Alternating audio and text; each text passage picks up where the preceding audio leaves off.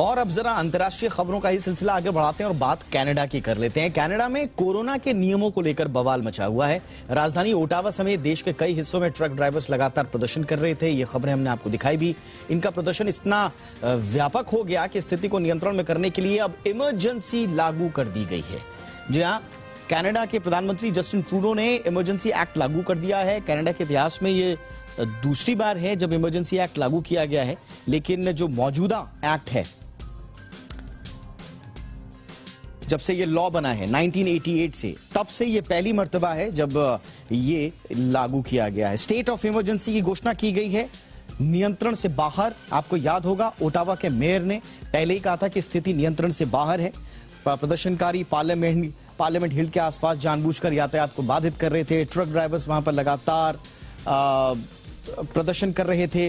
आपको याद भी होगा कि पीएम ट्रूडो को किसी सुरक्षित स्थान पर जाना पड़ा था और अब जो है इमरजेंसी लागू कर दी गई है वहां पर। क्या इसके मायने हैं ये समझाने की आपको कोशिश करते हैं। प्रदर्शन को नियंत्रित करने के लिए कहा यह जा रहा है कि इमरजेंसी लागू की गई है, लेकिन आखिर क्यों, ये पूरी कहानी क्या है। ट्रूडो में कनाडा में ये कहानी क्यों बिगड़ी, ट्रूडो के किस फैसले के बाद बिगड़ी और अब वहां किस तरह से ट्रक ड्राइवर्स ने नाक में दम कर दिया है सरकार के, ये आपको कहानी समझाते हैं। देखिए, कहानी की शुरुआत दरअसल ये इमरजेंसी एक्ट सरकार को जो अतिरिक्त पावर देती है, पहले आपको ये समझा देते हैं कि इमरजेंसी जो लागू हुई है उससे वाकई में क्या हालात संभलेंगे, क्योंकि ट्रूडो पर यह सवाल उठाया जा रहा है। और आपको याद होगा जब भारत में किसान आंदोलन चल रहा था तो वहां से लगातार सवाल आ रहे थे कि शांतिपूर्ण प्रदर्शनकारियों पर आप किस तरह से सख्ती कर सकते हैं। अब ट्रूडो देखिए उसी हालत में पहुंच गए हैं कि पहले तो ये अंडरग्राउंड होते हैं, कहीं सुरक्षित जगह पे चले जाते हैं, अब जो है इनको लगानी पड़ती है इमरजेंसी।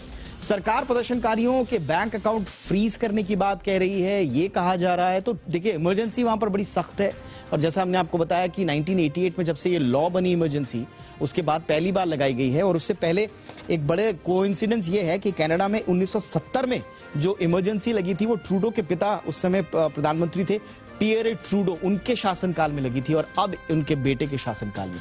तो इस दौरान प्रदर्शन में इस्तेमाल वाहनों के इंश्योरेंस रद्द हो सकते हैं, उन पर सख्ती हो सकती है। तो ये वो इमरजेंसी के अंदर की कहानी हम आपको बता रहे हैं कि इमरजेंसी में दरअसल क्या क्या हो सकता है।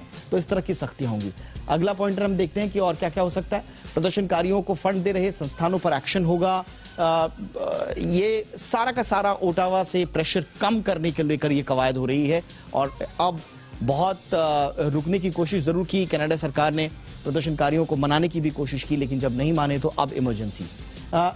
इसके अलावा ब्लॉकेट हटाने के लिए टोइंग कंपनी को सेवा देनी होगी। स्वाभाविक रूप से जो ट्रक ड्राइवर्स हैं वहां पर वो तो तंबू गाड़ कर वहीं बैठे हुए हैं, खाना वाना वहीं बना रहे हैं, वहीं सो रहे हैं।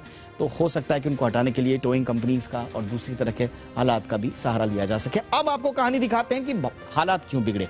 आप कई हफ्तों से सुन रहे होंगे कि कनाडा में हालात बिगड़ रहे हैं, इमरजेंसी जैसे हालात हैं, नियंत्रण से बाहर। लेकिन हुआ क्या? देखिए, ट्रक ड्राइवर्स के लिए वैक्सीनेशन को अनिवार्य कर दिया गया और आप जानकर चौंकेंगे कि 80% वैक्सीनेशन कनाडा में हो चुका है। ऐसा भी नहीं है यूएस की तरह हालात है कि 50% हुआ 50% नहीं हुआ। वैक्सीन हेजिटेंसी वहां पर बहुत ज्यादा तो नहीं है, लेकिन जो लोग वैक्सीन नहीं लगाना चाहते उनका साफ तौर पर कहना था कि आप हमें बाध्य कैसे कर सकते हैं। और उसके बाद ट्रक ड्राइवर्स ने खास तौर से हड़ताल कर दी।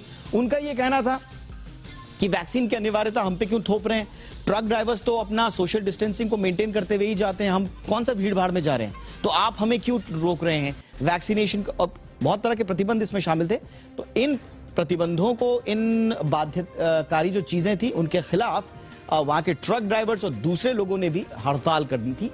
किसी के संपर्क में नहीं आते तो छूट मिले, ये जो मैं कह रहा था आपसे कि ट्रक ड्राइवर्स का ये कहना था, हम तो अपना हाईवे पर चल रहे हैं, हम कौन सा किसी से मिल रहे हैं, तो जब मिलते नहीं तो हमें क्यों छूट। उनको रोक दिया जाता था, उनके ट्रांसपोर्टेशन को पास नहीं होने दिया जाता था। इस तरह के प्रतिबंध थे और ये प्रतिबंध स्वाभाविक भी हैं वैक्सीनेशन को आगे बढ़ाने के लिए। लेकिन ये नागवार गुजरे ट्रक ड्राइवर्स को।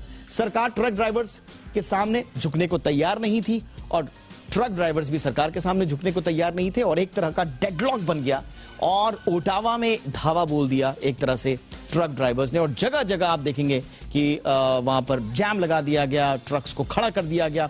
ओटावा जो है, पूरी राजधानी जो है जैम हो गई थी। ट्रूडो को सुरक्षित जगह पर ले जाना पड़ा और इसका देखिए आर्थिक नुकसान भी बहुत सारा हो रहा था। अगला पॉइंट वही आपको बताएंगे के विरोध में फ्रीडम कॉन्वॉय नाम से जो प्रदर्शन शुरू हुआ, इसके बहुत सारे रिपरकशंस जो हैं वो कनाडा सरकार भुगत रही थी।